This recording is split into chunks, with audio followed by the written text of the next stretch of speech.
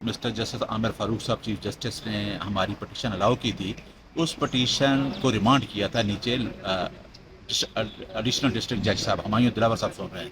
تو انہوں نے فیصلہ کیا, وہ ہماری اپلیکیشن خارج کی, لیکن اس آرڈر کو ہم نے ازیل کر دیا اور آج ہم نے دائر کیا اور انشاءاللہ کل کے لیے فکس ہوگا وہ چیف جسٹس صاحب کے پاس. ابھی ہم انسٹیٹیوشن برانچ سے آ رہے ہیں, ہم نے ابھی فائل کر دیا ہے اور کل کی ڈیٹ لگ رہی ہے اس میں, کیونکہ میرا خیال ہے آج شاید چیف جسٹس اویلیبل نہیں ہے اور انہوں نے کہا کہ سیم ڈے پہ لگتا نہیں ہے. انسٹیٹیوشن برانچ میں کہا ہے کہ ابھی جو کل انشاءاللہ ان کے پاس ہوگا, اور ٹرائل بھی نیچے کل 12 تاریخ ہے. اور ٹرائل میں ہم ریکویسٹ کریں گے کیونکہ اس کے آرڈر کو سیل کر دیا اتنا جلدی میں. ایڈیشنل ڈسٹرکٹ جج صاحب ہمایوں دلاور صاحب نے آرڈر کیا ہے, ہمارے خواجہ حارث صاحب ایڈوکیٹ کو سنا بھی نہیں گیا.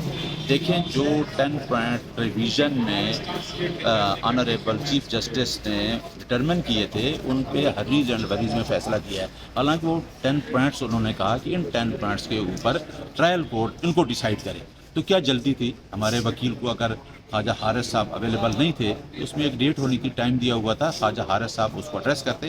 اسی آرڈر کو ہم نے آج ازیل کر لیا ہے, اور جو چیف جسٹس صاحب کا آرڈر تھا پہلے ریمانڈ کا, اس کو بھی ہم نے سپریم کورٹ چیلنج کیا ہوا ہے. ٹرائل کورٹ ہے, آخر ٹرائل کو ہم نے ہائی کورٹ میں فائل کیا, ہائی کورٹ کے آرڈر کا انتظار کرے گا. ہم ٹرائل کورٹ کو یہ بتائیں گے کہ ہم نے آپ کے آرڈر کو سیل کر دیا ہے, اور چیف جسٹس اس آرڈر کو سسپینڈ بھی کر سکتے ہیں, اور انشاءاللہ ہم نے سسپینشن کی اپلیکیشن دی ہے تو ہم اس آرڈر کو سسپینڈ کروائیں گے کل.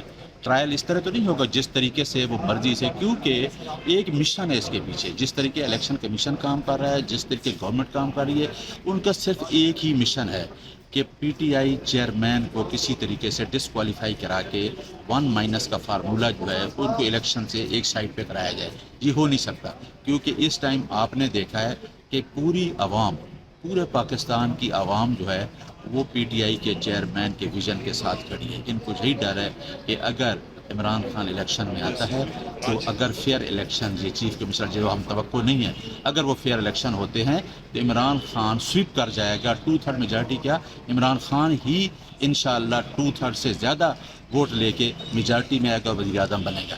لیکن گورنمنٹ کی یہ خواہش ہے, جس طریقے سے وہ کر رہے ہیں, کبھی ان کو ڈسکوالیفائی, کبھی پارٹی پہ پابندی. آ رہا تھا آپ نے دیکھا ہے کہ جی ہم سے مس ہو گیا ہے پارٹی کا وہ جو ہے اس پہ لسٹ میں نام ڈالنا, پھر رات ڈالا ہے, تو وہ ہر حربہ استعمال کریں. اور انشاءاللہ جس طریقے سے ہماری لیگل ٹیم اور ہم لوگ کام کر رہے ہیں, اور آپ نے دیکھا ہے ان 150 پرچوں میں جو عمران خان کے خلاف پرچے کیے گئے, ان میں کون سا سچا پرچہ ہے, کون سی سچی ایف آئی آر ہے؟ ہر ایف آئی آر میں عمران خان کو 109 میں اور 780 میں عمران خان کو امپلیٹ کیا ہوا ہے ایز اے ایکیوزڈ. اور یہ کون سی ایف آئی آر ہے؟ کیا کوئی ایک پرچہ آپ کوئی بتا دے, کوئی فیئر کہ عمران خان کو جس طریقے سے صرف اور صرف ایکسرسائز کرا رہے ہیں, اور جھوٹی ایکسرسائز کہ روزانہ ان کو دوڑانا ہے, کبھی لاہور, کبھی کوئٹہ, کبھی اسلام آباد. یہ ایف آئی یہ جو آر 780 کا آپ نے ابھی ذکر کیا ہے, اس پہ انسداد دہشت گردی عدالت میں بھی ان کا ایک ٹرائل شروع ہو رہا ہے, وہ کتنا خطرناک ہو سکتا ہے؟ دیکھیں, میں تو یہ کہتا ہوں کہ 780 ایک ججمنٹ ہے سپریم کورٹ کی, 7 رکنی بینچ کی. وہ ہے غلام حسین کیس ورسز اسٹیٹ, جو ہے supreme court P L D supreme court 2026-1. اس کے اندر سپریم کورٹ نے 780 کے پیرامیٹر بڑے ڈٹرمن کر دیے. کون سا سیکشن, دوسری بات ہے کہ عمران خان کون سا 780 کا مجرم ہے کہ عمران خان کو 780 میں آپ کر رہے ہیں.